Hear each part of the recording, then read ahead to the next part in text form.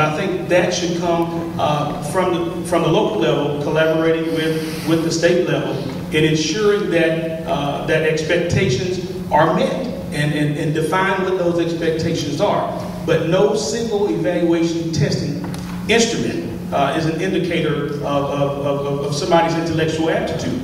And I think that that's what it's created to be. I think we're in this race with the rest of the country to see who can be the best in education, but I think we're going about it the right way. I think we should have evaluations, but I think that they should not be the sole determinant of whether a child stays back in 5th grade or 8th grade. I think that we've got to work with these kids, work with the teachers to ensure that they have every opportunity to succeed. Okay, now we move to the concluding statements. Mr. Poitras, and let you lead us off on this. Well, thank you so much. I want to express my appreciation to Pi Sigma Alpha and to all of you for coming here and for sponsoring this. I made a grievous error a moment ago. I failed to introduce my wife and my life partner, Elizabeth Poitras, and appreciate she traveled with me always in the campaign. Her aspiration is to be the First Lady of Georgia. I'm David Poitras. I'm a Democratic candidate for governor of Georgia, and I ask you for your vote.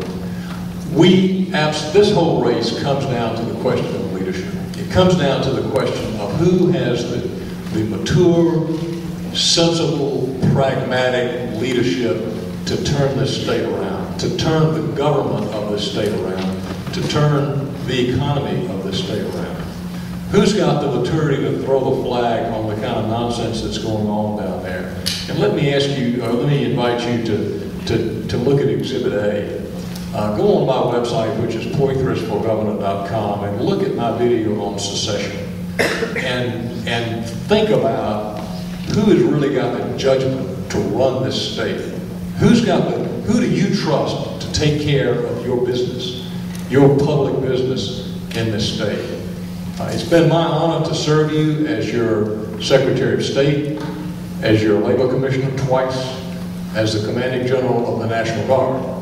And to every one of those jobs, I brought what I will bring to the governor's office. New energy, new vision, new kinds of leadership. Not just a rehash of the same tired little policies, the kinds of divisive partisan spats we've had over the years. New vision, new leadership, new energy. That's what I'll bring to the office of Governor of Georgia, to tackle the tough problems, but to also capitalize on our opportunities and build this state into the state that you want to live in, so that when you walk out the doors of the University of Georgia, you get a good job, and you have a place to raise your family, and you have a state to live in that's the kind of state that you want to live in and raise your family. That's what I'll bring to the governor's office of Georgia. I'm David Poitras. I'm a Democratic candidate for governor, and I ask you for your vote.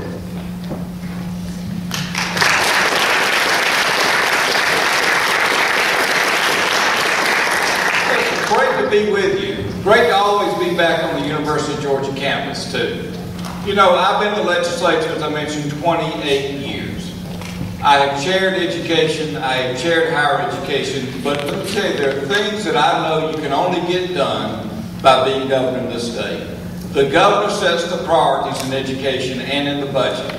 Now, do we want to continue to be number one in the percentage of our population in prison, or are we going to fund education?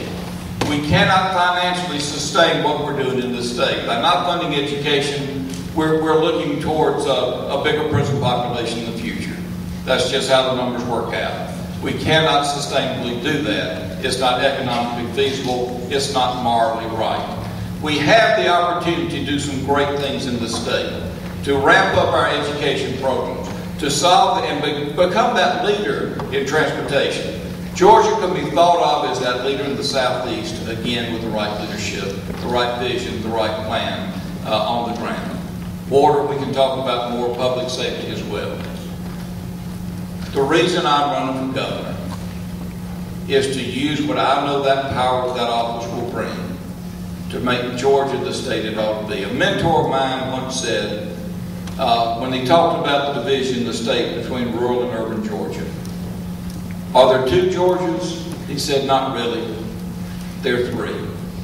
There's the Georgia that was then in poverty. There's a Georgia that is challenged by a depth in education and transportation and leadership.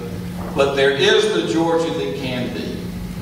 There's the Georgia that can be, that can have the resources to attract the right people and grow the opportunities here.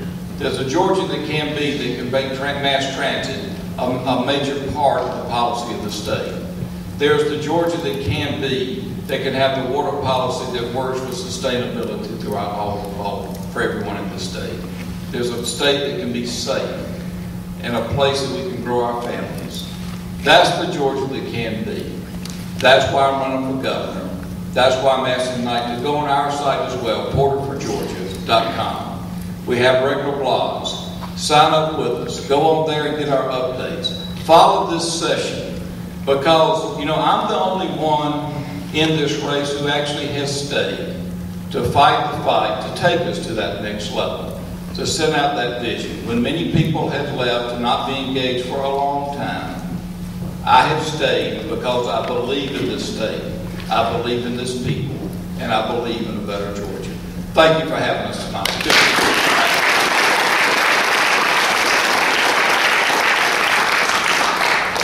I'm honored to be here tonight. Thank you all so much for the invitation. Listen, one definition of insanity is doing the same thing the same way over and over and over again and expecting different results. Listen, it's not going to happen. I think we've got to have someone in the governor's office with a bold new approach to governance in Georgia. Someone who comes from everyday, ordinary people. Somebody who served as mayor for 5 terms. I understand the real needs of Georgians. Listen, I could not hide behind big skyscrapers in Gray City because there are none. I could not hide, when I see citizens coming because I see them in church. I see them in the grocery stores. I see them in the local schools. I see them at the post office. I think that we've got to have a governor who is in touch with real people. We've got to have a governor who can bring a degree of leadership that will foster an effective relationship between all parties concerned. And I think we've got to have a governor who will continue to put education first. Since 2003, $2 billion, over $2 billion, has been cut from education. Let's put a face on it very quickly. With $2 billion, you can purchase 14,279 school buses. For $2 billion, you can hire 66,000 brand new teachers for the state of Georgia. For $2 billion, you can build one school in each one of the 159 counties in Georgia. For $2 billion, you can purchase 40 million books. That's 25 books for each one of the 1.6 million students in Georgia's public school system. If we want effective change in Georgia, we've got to get an effective leader who's led on the local level, who's served this country in the United States military, a leader who's served on the regional level, on the state level, and on the national levels of government. I encourage you to log on to my website at www.campaignforgovernor.com, and I ask you to join our team to help bring hope to all of Georgia. It doesn't make a difference what socioeconomic status you're a part of. It doesn't make a difference what color you are or what your background is.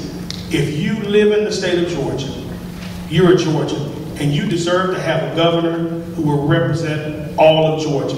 I'll be that governor. I'll speak up, and I'll hear your voice. I'll listen to the voice of all the people of Georgia. Thank you so much. God bless you here at UGA, and may God bless the great state of Georgia, and may God bless the United States of America. Thank you so much.